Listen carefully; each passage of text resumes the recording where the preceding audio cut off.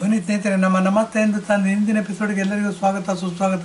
ನೋಡಿ, ಈಗ ಮಹಾಕುಂಭದ ಪರ್ವ ನಡೀತಾ ಇದೆ. ಅಂದರೆ ಮಹಾಕುಂಭದ ಗಾಳಿ ಸುನಾಮಿ ಬೀಸ್ತಾ ಇದೆ. ಮಹಾಕುಂಭ ಅಂದರೆ ಏನು ಅನ್ನೋದ್ರ ಬಗ್ಗೆ ಹೇಳಬೇಕಾಗತ್ತೆ. ಕುಂಭಮೇಳ 12 ವರ್ಷಕ್ಕೊಂದ್ಸರಿ ನಡೆಯುತ್ತೆ. ಈ ಕುಂಭಮೇಳ ನಡೆಯೋದು ಯಾವ್ಯಾವ ಜಾಗಗಳು ಅಂತ ಹೇಳ್ತೀನಿ.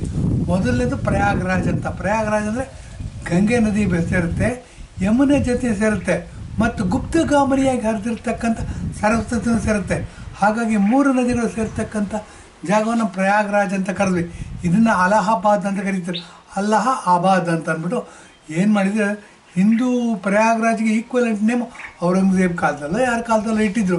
ಈಗೇನಾಯಿತು, ಯೋಗಿ ಆದಿತ್ಯನಾಥ್ ಅವ್ರ ಕಾಲ, ಅವರು ನೆಕ್ಸ್ಟ್ ನಮ್ಮ ಭಾವಿ ಪ್ರಧಾನಮಂತ್ರಿಯವರು ಅವರೇನು ಮಾಡಿದ್ರು, ನಮ್ಮ ದೇಶಕ್ಕೆ ನಿಜವಾದ ಸ್ವಾತಂತ್ರ್ಯ ಬಂದಿದೆ ಅಂತಂದರೆ ನಾವು ಹೆಸರುಗಳನ್ನೆಲ್ಲ ಚೇಂಜ್ ಮಾಡಬೇಕು ಅಂತ ಅಂದ್ಕೊಂಡು ಅಲಹಾಬಾದನ್ನು ಪ್ರಯಾಗ್ರಾಜ್ ಅಂತ ಮಾಡಿದ್ರು. ಪ್ರಯಾಗ್ರಾಜಲ್ಲಿ ಗಂಗೆ ಮತ್ತು ಯಮುನೆ ನದಿ ಮಾತ್ರ ಕಣ್ಣಿಗೆ ನೋಡ್ಬೋದು ನಾವು ಸೇರೋದನ್ನು. ಅದು ಸರಸ್ವತಿ ನದಿ ಯಾವುದು ಅನ್ನೋದು ಬಂತು.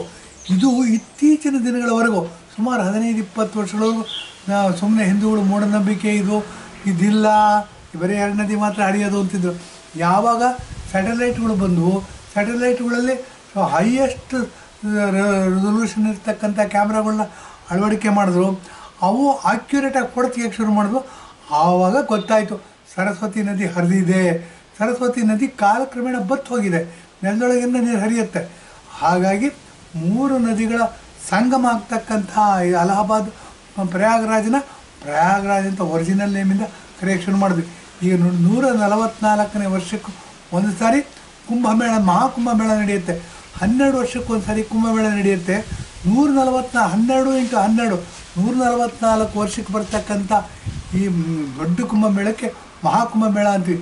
ಈ ಸರ್ತಿ ಬಹಳ ದೊಡ್ಡ ಜಾತ್ರೆಗೆ ಇದಾಗ್ತಾಯಿದೆ. ವರ್ಲ್ಡಲ್ಲೇ ಅತಿ ದೊಡ್ಡ ಹಿಂದೂಗಳ ಕಾನ್ಸಂಟ್ರೇಷನ್ ಅಂದರೆ ಒಂದು ವರ್ಲ್ಡ್ ರೆಕಾರ್ಡ್ ಅದು. ಬನ್ನಿ, ಮಹಾಕುಂಭಮೇಳ ನಡೀತಾ ಇರೋದು 144 ವರ್ಷದ ನಂತರ. ಅಂದರೆ ನಮ್ಮ ಜೀವಮಾನದ ಅವಧಿನ ಒಂದು ಸರಿ ಮಾತ್ರ ನೋಡೋಕ್ಕೆ ಸಾಧ್ಯ.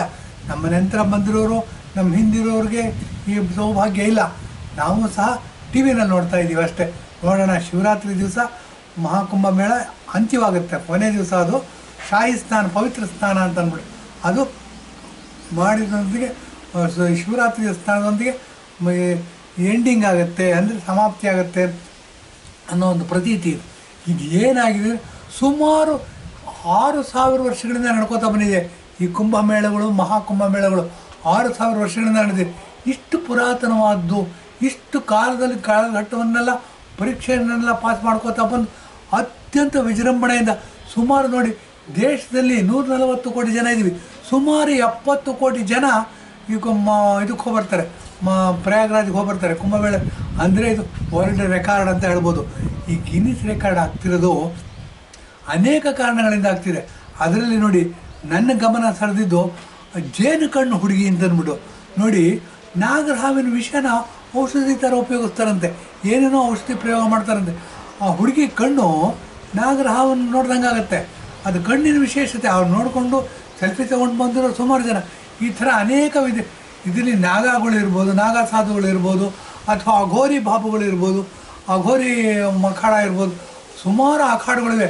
ಎಷ್ಟು ಒಂದು 24-44 ಸೆಕ್ಟಾರ್ ಇದೆಯಂತೆ. ಎಲ್ಲ ಕಡೆ ಸ್ನಾನ ಮಾಡ್ಬೋದಂತೆ. ಮತ್ತು ಟೆಂಟ್ ಮನೆಗಳಿವೆಯಂತೆ. ಯಾರು ಬುಕ್ ಮಾಡಿರ್ತಾರೆ, ಯಾರು ಇದಾಗಿರ್ತಾರೆ, 1 ದಿವಸ 2 ದಿವಸ ಉಳ್ಕೋಬೇಕು ಅಂತಾರೆ, ಅವ್ರಿಗೆಲ್ಲರಿಗೂ ಸಹ ಉಳ್ಕೊಳ್ತಕ್ಕಂಥ ವ್ಯವಸ್ಥೆ ಇದೆ. ಇದೇನಾಗಿದೆ, ಪ್ರತಿಯೊಂದು ಸೆಕ್ಟಾರ್ಗಳು ಒಂದೊಂದು ಎಷ್ಟು ಎಕ್ಸ್ಟೆನ್ಷನ್ ಇದ್ದಂಗೆ. ಮೈಸೂರು ಬೆಂಗಳೂರಿನಲ್ಲಿ ಇರೋರಿಗೆ ಅನುಕೂಲ ಗೊತ್ತಾಗುತ್ತೆ ಇದು ಏನು ಅಂದರೆ, ಆಯಾ ಎಕ್ಸ್ಟೆನ್ಷನ್ಗಳಲ್ಲಿ ಹೋಗಿ ಅವ್ರ ಮನೆ ಬಾಗಿಲು ತಗೊಂಡು ಆರಾಮಾಗಿದ್ದು ಬರ್ಬೋದು. ಏನು ಅಂತಂದರೆ, ಸೆಕೆಗಾಲ ಬರ್ತಾ ಇದ್ರೂ ಅಲ್ಲೇನಾಗುತ್ತೆ, ನದಿಯ ವಾತಾವರಣ ಮತ್ತು ಮರಗಿಡಗಳು ಜಾಸ್ತಿ ಇದೆ, ಒಂಥರ ಕಾಡಿನ ವಾತಾವರಣ ತುಂಬ ಚೆನ್ನಾಗಿರುತ್ತೆ ಪರಿಸ್ಥಿತಿ. ನಾವು ಸಹ ಪ್ರಯಾಗ್ರಾಜ್ಗೆ 2 ಸರಿ ಹೋಗಿದ್ದೀವಿ, ಆದರೆ ಕುಂಭಮೇಳಕ್ಕೆ ಹೋಗಿಲ್ಲ. ಹಾಗಾಗಿ ಅದರ ಬಗ್ಗೆ ಸ್ವಲ್ಪ ಹೇಳ್ತಕ್ಕಂಥ ಅನುಭವ ಇದೆ. ಏನು ಅನ್ನೋದು, ಈ ಥರ ಕುಂಭಮೇಳ ನಡೀತಾ ಇದೆ ಅಂತಂದರೆ, ಇದು ನೋಡಿ 144 ವರ್ಷಕ್ಕೊಂದು ಸಾರಿ ನಡೀತಕ್ಕಂಥದ್ದು ಮಹಾಕುಂಭಮೇಳ. ಕುಂಭಮೇಳ ಎಲ್ಲೆಲ್ಲಿ ನಡೆಯುತ್ತೆ ಅನ್ನೋದ್ರ ಬಗ್ಗೆ ಹೇಳೋಣ. ನೋಡಿ, ಕುಂಭಮೇಳ ಮೊದಲನೇದಾಗಿ ನಡೆಯೋದು ಮಹಾರಾಷ್ಟ್ರದ ನಾಶಿಕಲ್ಲಿ ಗೋದಾವರಿ ನದಿ ಮತ್ತು ಅದರ ಉಪನದಿಗಳು ಸೇರುತ್ತೆ ನಾಶಿಕಲ್ಲಿ. ಅದಕ್ಕೆ ಸೋಮೇಶ್ವರ ಫಾಲ್ಸ್ ಅಂತ ಕರೀತಾರೆ. ನಾಸಿಕ್ಕಿಂದ ಒಂದು 8-10 ಕಿಲೋಮೀಟ್ರ್ ನೋಡ್ಕೊಂಬಂದಿದ್ದೀನಿ. ಅಲ್ಲಿ ಸೇರತ್ತ ನದಿ. ನಾಶಿಕಲ್ಲಿ ಕುಂಭಮೇಳ ನಡೆಯುತ್ತೆ. ಇದು ಮಹಾರಾಷ್ಟ್ರದ ಒಂದು ಪೂರ್ವ ಮತ್ತು ಉತ್ತರ ಭಾಗದಲ್ಲಿದೆ. ಸ್ವಲ್ಪ ಉತ್ತರ ಭಾಗ, ಮಿಕ್ಕಿದ್ದೆಲ್ಲ ಪೂರ್ವ ಭಾಗದಲ್ಲಿ ಬರುತ್ತೆ. ಅಲ್ಲಿ ಹರಿಯುತ್ತೆ. ಅಲ್ಲಿ ಗಡ್ಚಿರೋಳಿ ಅಂತಿದೆ. ಆ ಗಡ್ಚಿರೋಳಿ ಬಂದ್ಬಿಟ್ಟು ನಕ್ಸಲೈಟ್ಸ್ಗಳು, ಅಂದರೆ ನಮ್ಮ ಸರ್ಕಾರ ಭ್ರಷ್ಟ ಸರ್ಕಾರ, ನಮ್ಮ ಸರ್ಕಾರ ಲಂಚ ಕೊಡ್ತಕ್ಕಂಥ ಸರ್ಕಾರ, ನಮ್ಮದಲ್ಲಿ ಬನಾನಾ ರಿಪಬ್ಲಿಕ್ ಮಾಡ್ತಿರೋರು, ನಾವು ಈ ಥರ ಹೇಳ್ತೀವಿ. ಇದನ್ನು ಯುದ್ಧ ಮಾಡಿ ಇವ್ರನ್ನ ಅಧಿಕಾರದಿಂದ ಇಳಿಸ್ಬೇಕು ಅಂತ ಪಣ ತೊಟ್ಟು ಶಸ್ತ್ರಾಸ್ತ್ರಗಳನ್ನ ಸಂಗ್ರಹಿಸಿ ಅವ್ರೇನು ಮಾಡ್ತಾರೆ, ಯುದ್ಧ ಸಾರಿದ್ದಾರೆ. ಇಂಡಿಯನ್ ಗೌರ್ಮೆಂಟ್ ಬಂದು ಇವ್ರನ್ನ ಏನಂತೀವಿ ನಾವು, ನಕ್ಸಲೈಟ್ಸ್ ಅಂತೀವಿ. ಈ ನಕ್ಸಲೈಟ್ಸಲ್ಲಿ 2 ಥರ.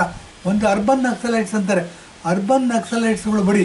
ಅರ್ಬನ್ ನಕ್ಸಲೈಟ್ಸ್ ಯಾರು ಅಂತಂದರೆ ನೋಡಿ, ಈಗ ಹೇಳ್ಬೋದು ಆಮ್ ಆದ್ಮಿ ಪಾರ್ಟಿನಲ್ಲಿ, Aam Aadmi party itself ಇದೆ ನಮ್ಮ ಅರ್ಬನ್ ನಕ್ಸಲೈಟ್ ಆರ್ಗನೈಸೇಷನ್. ಯಾಕೆಂದರೆ ಅರವಿಂದ್ ಕೇಜ್ರಿವಾಲ್ ಕ್ರಿಪ್ಟೋ ಕ್ರಿಶ್ಚಿಯನ್ ಅಂತೆ. ಕ್ರಿಪ್ಟೋ ಕ್ರಿಶ್ಚಿಯನ್ ಅಂತಂದರೆ ನಾವು ಹಿಂದೂ ಅಂತ ಹೇಳ್ತಾರೆ. ಹೇಗೆ ಜವಾಹರ್ಲಾಲ್ ನೆಹರು ಹೇಳ್ಕೊಂಬಂದ್ರು ಆ ಥರ ಹೇಳ್ಕೊಂಡು ಬರ್ತಾರೆ. ಯಾವುದೋ ಒಂದು ಸಮಯದಲ್ಲಿ ಓಕೆ ನಾವು ಸೇಫು, ನಮಗೆ ಇನ್ನೇನು ಧಕ್ಕೆ ಇಲ್ಲ, ತೊಂದರೆ ಆಗಲ್ಲ ಅಂತಂದಾಗ ನಾವು ಕ್ರಿಶ್ಚಿಯನ್ ಅಂತ ಹೇಳ್ಕೊಡ್ತಾರೆ.